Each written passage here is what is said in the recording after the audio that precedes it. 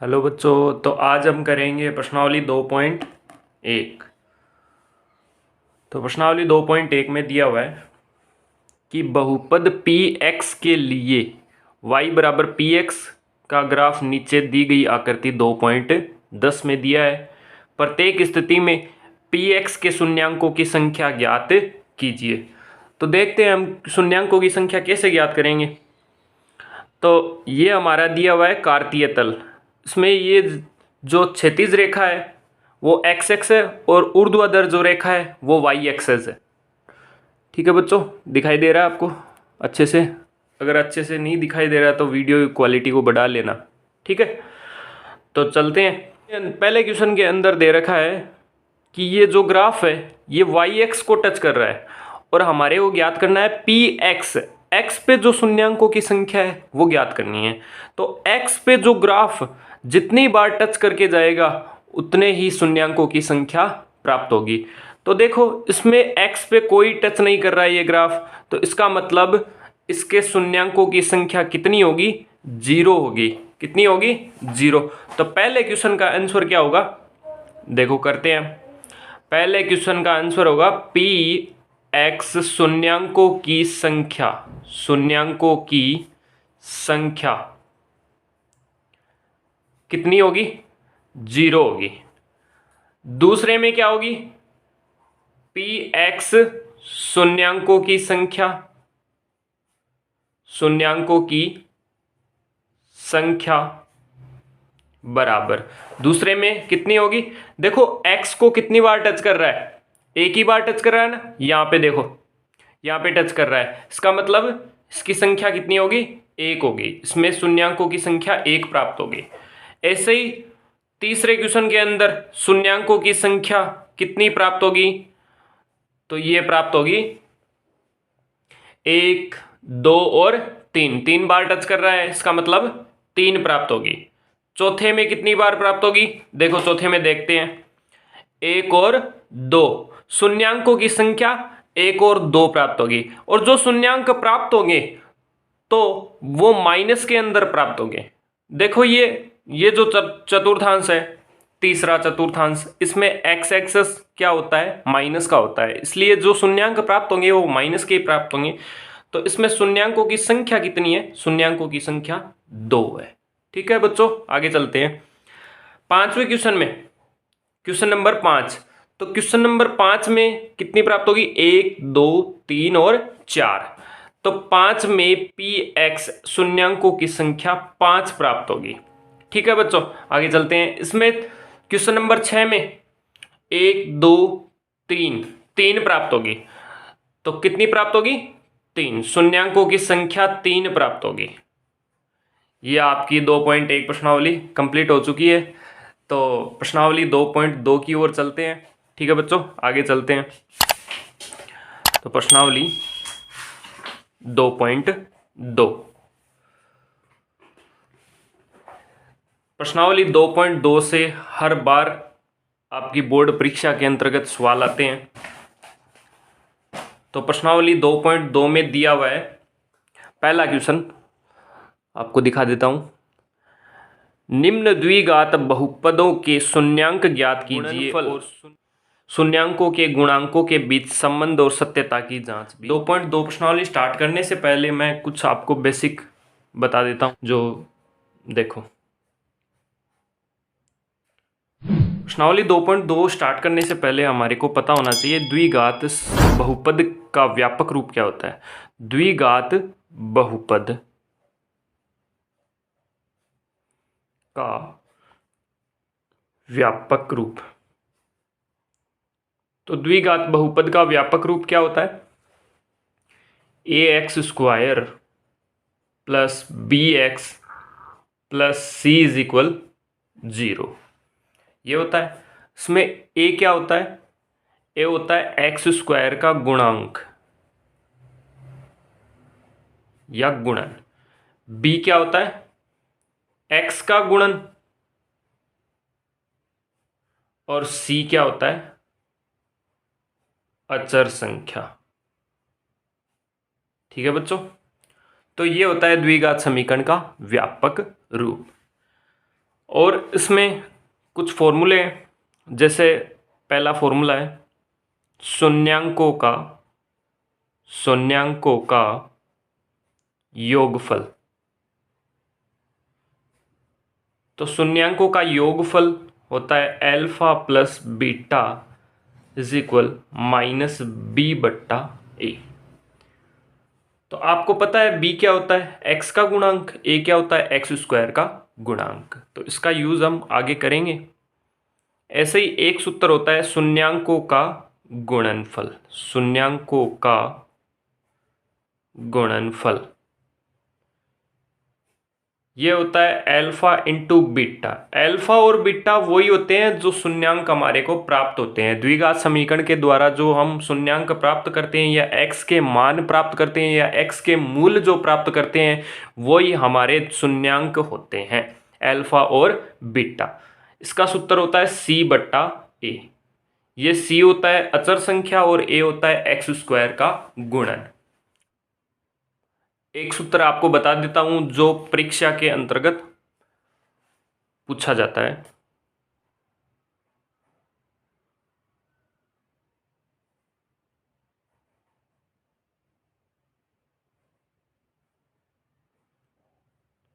द्विघाती सूत्र, very very important है ये द्विघाती सूत्र।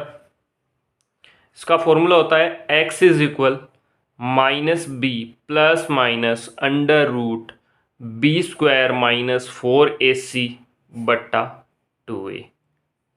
सीधा सीधा क्वेश्चन आता है कि द्विघात बहुपद का व्यापक रूप ax square plus bx plus c के रूप में द्विघाती सूत्र लिखिए।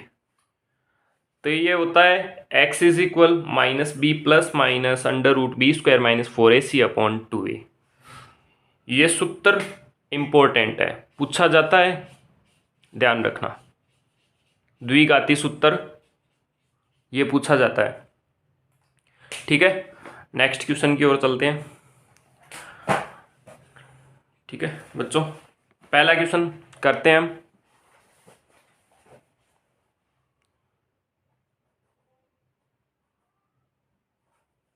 पहला क्वेश्चन दे रखा है, आपको दिखा देता हूं। पहला क्वेश्चन दे रखा है x square minus 2x minus 8 और सवाल ये है निम्न द्विघात बहुपदों के शून्यांक ज्ञात कीजिए और शून्यांकों का गुणनफल के बीच संबंध की सत्यता की जांच कीजिए। तो पहला ही क्वेश्चन है x square minus 2x minus 8। ठीक है बच्चों, ये क्वेश्चन करते हैं x square minus 2x minus 8 is equal 0। शून्यांक ज्ञात करने हैं। तो ये होता है a होता है और ये c। तो पहले हम करेंगे a और c को मल्टीप्लाई, a और c को मल्टीप्लाई। जैसे a का मान है 1 मल्टीप्लाई बाई 8 कितना हो जाएगा माइनस 8। और ये होता है b क्या है माइनस 2। हम ऐसे दो गुणनखंड प्राप्त करेंगे, ऐसे दो गुणनखंड प्राप्त करेंगे 2x के जो गुणा करने पर तो माइनस 8 आ जाए, जोड़ने और घटाने पर माइनस 2 प्राप्त हो जाएं। तो ऐसी कौन सी संख्या है माइनस 4 और 2 होगी। माइनस 4 और 2 को गुणा करेंगे तो माइनस 8 होगा और माइनस 4 और 2 को जोड़ देंगे तो माइनस का 2 प्राप्त होगा। तो करते हैं x square minus 4x plus 2x minus 8 is equal 0। फिर x कॉमन लेंगे तो x कॉमन आएगा, x कॉमन आएगा तो एक्स स्क्वायर में से x कॉमन लिया x, इसमें 4 बच जाएगा, प्लस इसमें 2 कॉमन लेंगे x माइनस 4। देखो क्वेश्चन, अगर अपना क्वेश्चन यहां तक कैसे पता चलेगा कि सही है या नहीं है। गलती हो जाती है यहाँ पर प्लस और माइनस की। तो अगर ये दो ब्रैकेट x माइनस 4 और x माइनस 4 ये अगर आपका इक्वल आ जाए तो उसका मतलब यहाँ तक क्वेश्चन आपका सही है। x प्लस 2, एक तो ये गुणन प्राप्त हो गया x प्लस 2 और इसमें से कोई एक ले लेंगे x माइनस 4 इज इक्वल 0। ये हमारे दो गुणनखंड प्राप्त हो गए, x square minus 2x minus 8 द्विघात बहुपद के दो गुणनखंड प्राप्त हो गए। तो x प्लस 2 इज इक्वल 0 और एक बार होगा x माइनस 4 इज इक्वल 0। तो ये प्लस का 2 पक्षांतरण होके उधर जाएगा, माइनस का 2 हो जाएगा, ये माइनस का 4 उधर जाएगा, प्लस का 4 प्राप्त हो जाएगा। अब हमारे को ज्ञात करनी है सत्यता की जांच। तो सत्यता की जांच करते हैं। देखो सत्यता की जांच करते हैं। सत्यता की जांच, तो ये जो दो गुणनखंड प्राप्त हुए x बराबर -2 और x बराबर 4, इसमें से एक अल्फा होगा, ये एक बीटा होगा। ठीक है, तो अल्फा प्लस बीटा, पहला सत्यता की जांच के अंदर जो योगफल वाला सूत्र है अल्फा प्लस बीटा, वो क्या होता है? देखो अल्फा और बीटा क्या दे रखा है हमारे को? अल्फा तो -2 और बीटा कितना है? प्लस का 4। बीटा कितना है? प्लस का 4, तो ये कितना हो जाएगा? प्लस का 2। तो ये फॉर्मूला क्या होता है? -b अपॉन ए, -b अपॉन ए। तो -b देखो इसमें क्या होगा? -b, यही तो b होता है, ये होता है ना b, तो ये b होता है। तो देखो माइनस b की जगह -2 अपॉन ए का मान, ए का मान क्या होगा? ये 1 होगा, तो अपॉन 1, माइनस और माइनस प्लस 2 अपॉन 1, माइनस और माइनस प्लस हो जाएगा, 2 में 1 का भाग लगाएंगे 2 आ जाएगा। ये देखो 2 और 2 इक्वल आ रहे हैं, इसका मतलब सही है। फिर गुणन वाला लगाएंगे, तो गुणा करते हैं अल्फा इंटू बीटा, तो -2 और प्लस का 4, -2 प्लस का 4 -8 आ जाएगा। और इसका फॉर्मूला होता है c अपॉन ए। c का मान कितना है? c का मान, देखो आपको दिखा देता हूँ, ये रहा। ठीक है, c का मान कितना है? -8 अपॉन ए का मान वही होगा जो पहले ही था, तो भाग लगाएंगे, माइनस का 8 आ जाएगा। ओके, समझ में आया? ऐसे सत्यता की जांच करके आनी है हमारे को। क्वेश्चन 2 नंबर का क्वेश्चन आएगा ये।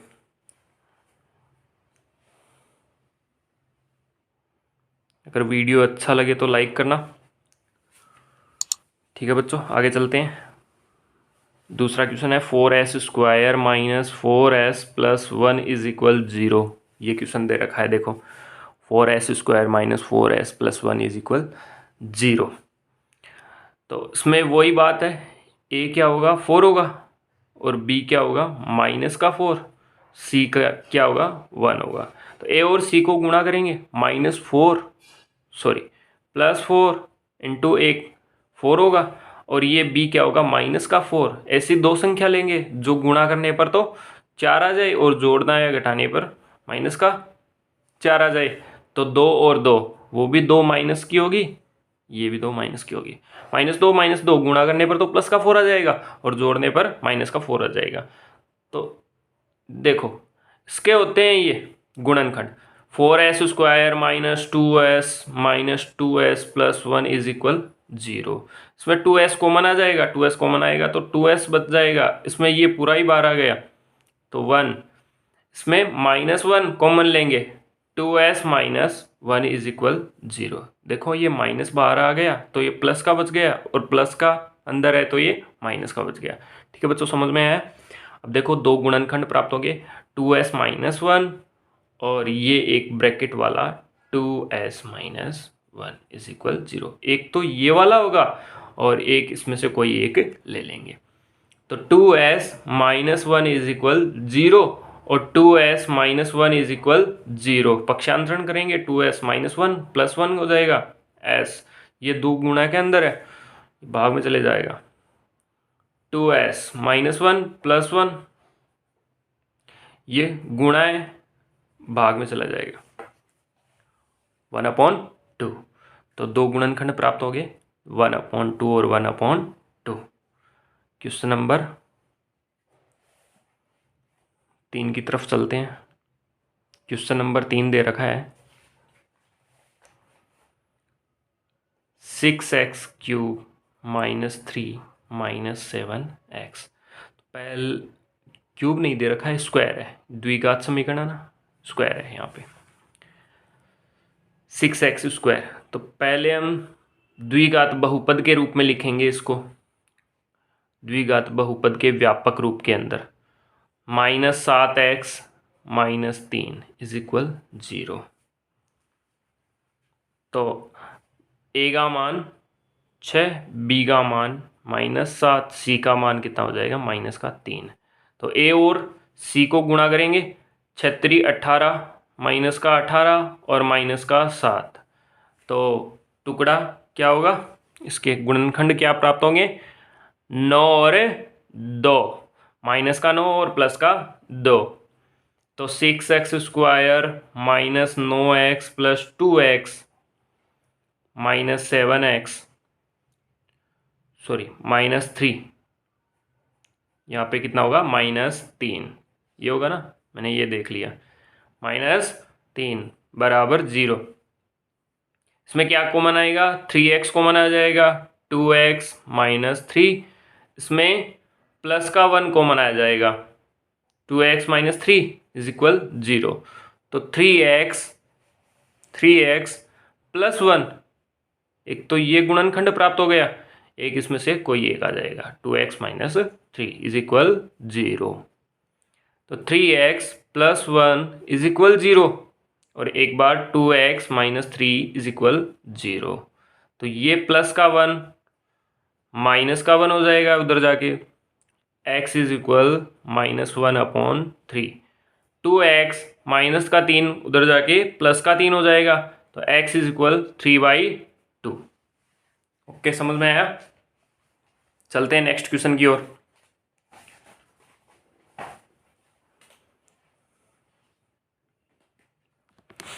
नेक्स्ट क्वेश्चन क्या दे रखा है, नेक्स्ट क्वेश्चन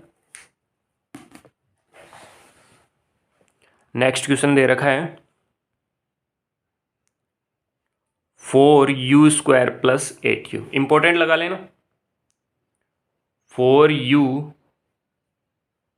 + 8u ये दे रखा है, इंपॉर्टेंट है, = 0। 4u + 8u, इसमें क्या हो जाएगा, 4u कॉमन आएगा, 4u कॉमन आएगा, तो इसमें u और इसमें क्या बच जाएगा, 2 बच जाएगा। u तो बाहर आ गया और 8 में से 4 कॉमन ले लिया, 2 बच गया। तो एक बार तो 4u = 0 और एक बार u + 2 = 0। तो u = 0/4, u = 0, u +2 उधर जाके -2 हो जाएगा। ओके बच्चों, समझ में आया। Next question number 5। Question number 5, तो क्वेश्चन नंबर 5 क्या है, t² - 15, इंपॉर्टेंट लगा लेना, t² - 15 = 0। तो ये -15 उधर जाके प्लस का हो जाएगा और स्क्वायर उधर जाके रूट में परिवर्तित हो जाएगा, और यहाँ पे प्लस और माइनस दोनों लगेंगे। तो t = प्लस का √15 और एक बार t = माइनस का √15, ये 2 शून्यांक प्राप्त हो गए। तो प्लस √15 और minus √15। Question number 6, 3x² - x - 4, ये आपको करना है। 3x² - x - 4 = 0। ऐसे ही करना है जैसे क्वेश्चन नंबर 3 किया था। तो अब हम चलते हैं क्वेश्चन नंबर 2 की ओर। क्वेश्चन नंबर 2 क्या दिया हुआ है देखो क्वेश्चन नंबर 2 की ओर चलते हैं। क्वेश्चन नंबर 2 दिया हुआ है, एक द्विघात बहुपद ज्ञात कीजिए जिसके शून्यांकों का योग और गुणनफल दी गई संख्या है। तो योग और गुणनफल दी गई संख्या है, हमारे को द्विघात बहुपद ज्ञात करना है। क्या ज्ञात करना है? द्विघात बहुपद ज्ञात करना है, ना कि समीकरण ज्ञात करना है। क्या ज्ञात करना है? द्विघात बहुपद ज्ञात करना है। तो क्वेश्चन नंबर 2 की ओर चलते हैं। क्वेश्चन नंबर 2 में आपको बताया था शून्यांकों का योगफल और शून्यांकों के गुणनफल का सूत्र बताया था, जो कि होता है -b/a और गुणनफल वाले का सूत्र होता है c/a। तो ये हमारे को दे रखा है शून्यांकों का योगफल और गुणनफल। फिर से सूत्र बता देता हूँ। शून्यांकों का योगफल alpha plus beta is equal -b/a, जहाँ b होता है x के गुणांक का और a होता है x² का गुणांक। ये क्या होता है? x² का गुणांक। शून्यांकों का गुणनफल का सूत्र होता है alpha into beta is equal c/a। Alpha into beta is equal c/a। तो पहले क्वेश्चन की ओर चलते हैं। पहले क्वेश्चन में हमारे को दे रखा है शून्यांकों का योगफल और गुणनफल क्रमशः दी गई संख्या है। तो योगफल कितना है? योगफल दे रखा है 1/4। संख्या ऐसे दे रखी है 1/4 और -1। इसमें योगफल पहले दिया हुआ है, गुणनफल बाद में दिया हुआ है। तो पहले वाला योगफल होगा, दूसरे वाला गुणनफल होगा। तो 1/4 क्या होगा? योगफल होगा। और इसका फॉर्मूला क्या होता है? -b/a। तो देखो, और गुणनफल किसका गुणनफल? शून्यांकों का गुणनफल का सूत्र होता है c/a। कितना दे रखा है? -1/1।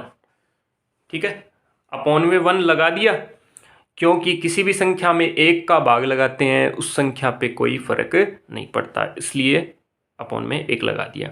अब देखो a का मान इधर तो 1 है, a का मान इधर कितना है? 4 है। तो a का मान इक्वल करने के लिए इसमें 4 से मल्टीप्लाई करेंगे। तो ये कितना हो जाएगा? -4, ये हो जाएगा +4। देखो ये बात समझ में आएगी क्या? a का मान इक्वल करने के लिए मैंने इसको 4 से गुणा कर दिया। यहाँ पे a का मान 4 है, यहाँ पे a का मान 1 था, इसलिए मैंने 4 बना दिया। तो a का मान 4 बनाया तो a का मान तो 4 आ गया। b का मान कितना है? देखो -b का मान 1 है, तो b का मान कितना हो जाएगा? -1, इसका उल्टा हो जाएगा। और c का मान कितना है? -4। ये होगी ओरिजिनल वैल्यू बाद में। ठीक है, अब हमारे को पता है व्यापक रूप क्या है?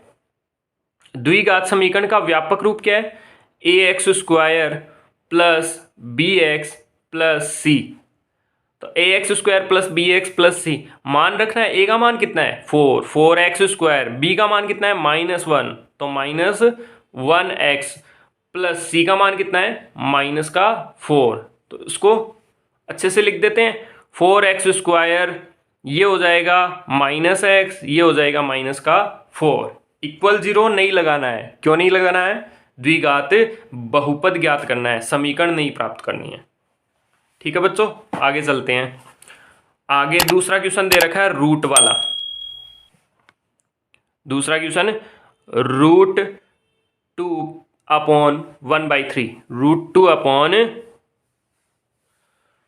दूसरा क्वेश्चन दे रखा है √2,1/3। शून्यांकों का योगफल क्या होता है? योगफल -b/a। कितना दे रखा है? √2/1। गुणनफल क्या है? गुणनफल का फॉर्मूला होता है c/a। यह 1/3। यहाँ पे a का मान कितना है? 3। यहाँ पे a का मान 1 है, तो इसको 3 से गुणा करेंगे। तो ये कितना हो जाएगा 3√2, ये हो जाएगा 3। व्यापक रूप क्या है?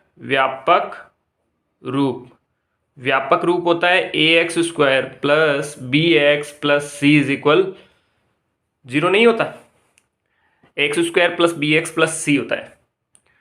तो a का मान कितना है? देखो a का मान कितना है 3 है, b का मान कितना है? b का मान -3√2, ये प्लस का है ना, ये माइनस b का मान है 3√2 प्लस वाला। c का मान कितना है? c का मान 1 है। देखो c का मान 1, इसमें मान रख देंगे।